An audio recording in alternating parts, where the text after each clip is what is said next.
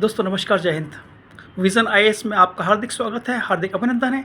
आज हम एक ऐसी इंस्पायरिंग स्टोरी आपके साथ शेयर करेंगे जो डेफिनेटली आपके अंदर एक फायर पैदा करेगी। और जिस प्रकार लोग इतिहास रचते हैं, जिस प्रकार लोग इंडिया के सबसे मुश्किल और सबसे प्रतिष्ठित एग्ज़ाम आईएएस आईपीएस को पास करते हैं, डेफिनेटली आप भी उस राह पर चल सकते हैं। आज हम एक ऐसे आईपीएस ऑफिसर की बात करेंगे जिसने सभी संघर्षों को जीता, जिसने सभी मुसीबतों को जीता और आखिरकार इतिहास में अपना नाम रोशन कर दिया। और इस समय वो एडिशनल कमिश्नर के रूप में तैनात हैं मुंबई पुलिस में, और उनका नाम है आईपीएस मनोज कुमार शर्मा। एक छोटे से शहर मुरैना में जन्म हुआ उनका, मध्य प्रदेश में।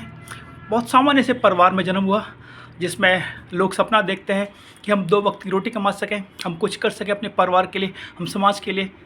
उस छोटे से शहर में मनोज ने सपना देखा था कि मैं आगे जाकर एक आईएएस ऑफिसर बनूं, एक देश और समाज के लिए कुछ कर सकूं। उनके अंदर बचपन से ही सपना था। लेकिन आप जानकर हैरान रहेंगे कि जिस समय वो 10वीं में थे, उनकी 3rd डिवीज़न आई थी। बड़ी मुश्किल से वो 3rd डिवीज़न में पास हो पाए। और जब वो पास हुए, और 9वीं में भी उनका यही इतिहास था। पढ़ने में बहुत मीडियम किस्म के मनोज कुमार शर्मा जी थे। और लेकिन एक लगन थी, यार नहीं, मुझे कुछ करना है, मुझे कुछ इतिहास रचना है। जैसा कि आप स्वामी विवेकानंद जी कहते हैं, rise awake and stop not till the goal is reached. उठो जागो और तब तक मत रुको जब तक कि आपको मंजिल न मिल जाए। इस तरह की मन के अंदर उनके अंदर भावना थी, इस तरह के उनके विचार थे और इस तरह की सोच थी। हालांकि वो पढ़ने में तेज नहीं थे। 10वीं में बड़ी मुश्किल से 3rd डिवीज़न में पास हुए। फिर जब 12वीं में आए तो 12वीं में वो हर सब्जेक्ट में फेल हो गए। सिर्फ एक विषय में वो व्यक्ति पास हुआ था, हिंदी। सोचिए कितना कन्विक्शन रहा होगा, कितना कमिटमेंट रहा होगा सपनों के प्रति। 12वीं में भी फेल हो गए और 10वीं में 3rd डिवीज़न आई। उसके बाद ही वो व्यक्ति आईपीएस ऑफिसर बन गया। इसे कहते हैं कमिटमेंट एंड इसे कहते हैं डेडिकेशन टूवर्ड्स योर ड्रीम्स। उस व्यक्ति के अंदर जब सपना जागृत हुआ, जब एक क्रांति सी लगी, नहीं यार मुझे एक बड़ा अधिकारी बनना है, तो उन्होंने बड़े और जॉब्स किए। आपको ये समझना पड़ेगा, जब हम बहुत बड़े बड़े सपने देखते हैं तो हमें कहीं ना कहीं बहुत सारी मुसीबतों का सामना करना पड़ता है। दोस्तों, मनोज ने जिस समय वो तैयारी कर रहे थे, क्योंकि उनकी आर्थिक स्थिति बहुत अच्छी नहीं थी और इस तरह का कुछ इमेज बन गई थी बाज़ार में भी, सोसाइटी में भी, ये लड़का कुछ कर नहीं पाएगा। उन्होंने ऑटो ड्राइव किया। सोचिए आप, एक बच्चा जो कि आगे जाके देश की प्रतिष्ठित सेवा में शामिल हुआ, इंडियन पुलिस सर्विस में, उसने ऑटो भी ड्राइव किया था अपने परिवार का भरण पोषण करने के लिए, अपना खर्चा निकालने के लिए, फीस जमा करने के लिए। और उन्होंने दिल्ली के अंदर बहुत सारे ऑड जॉब्स किए। ऑड जॉब्स का अर्थ है कुछ छोटे मोटे जॉब जिससे 2 वक्त की रोटी मिल सके। उसमें से एक जॉब था उनका चपरासी का। उस व्यक्ति ने लाइब्रेरी के अंदर चपरासी की नौकरी करी, उसी लाइब्रेरी में पढ़ता था और बहुत सारी इंस्पायरिंग बुक्स उस व्यक्ति ने लाइब्रेरी के अंदर पढ़ी। उनमें से एक बुक थी जिससे बड़े इंस्पायर्ड हुए हैं, अब्राहम लिंकन के बारे में। और जैसे कि आप लोग जानते हैं, अब्राहम लिंकन अमेरिका के राष्ट्रपति थे और एक कॉबलर थे। कॉबलर का अर्थ है मोची। एक चपरासी, एक मोची से लेकर राष्ट्रपति तक का सफ़र, कितना संघर्ष किया होगा।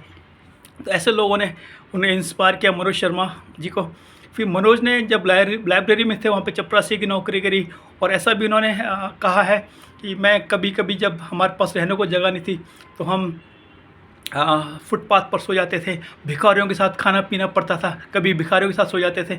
इतना संघर्ष करने के बाद उस व्यक्ति ने जब सिविल सर्विस के लिए तैयारी करनी शुरू करी, और पहले 3 अटैम्प्ट में वो कुछ खास नहीं कर पाए, और 4th अटैम्प्ट जो ऐतिहासिक अटैम्प्ट बना और जो यादगार स्मारक बना, जो बहुत सारे लोगों को इंस्पायर करता है, 4th अटैम्प्ट में उन्होंने आईपीएस का एग्ज़ाम क्लियर किया।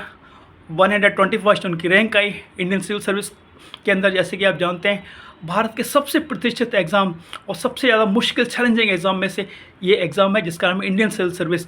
और इंडिया के टैलेंटेड लोग इस एग्ज़ाम के अंदर अपीयर होते हैं, चाहे वो डॉक्टर हों, इंजीनियर्स हों, आईआईटीएंस हों और आईएम, इस तरह के लोग। और फॉरेन में जो डिग्री, प्रेस्टिजियस डिग्री कॉलेज से जो डिग्री प्राप्त करते हैं, वो भी आईएएस का एग्ज़ाम देते हैं, आईपीएस का एग्ज़ाम देते हैं।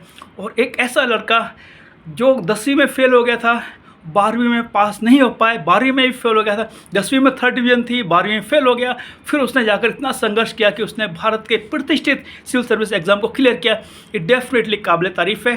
और ऐसे व्यक्ति के लिए एक सैल्यूट तो डेफिनेटली बनता है दोस्तों। तो ज़िंदगी में कभी हिम्मत नहीं हारनी है, और there is nothing which is called impossible in this world. If you have it in you then definitely no power in this world can stop you.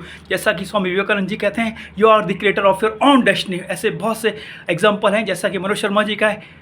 अगले हफ्ते आपसे फिर कभी जल्द मुलाकात होगी एक नए स्टोरी के साथ में, एक नई इंस्पायरिंग स्टोरी के साथ में। खुश रहें, आबाद रहें, जय हिंद।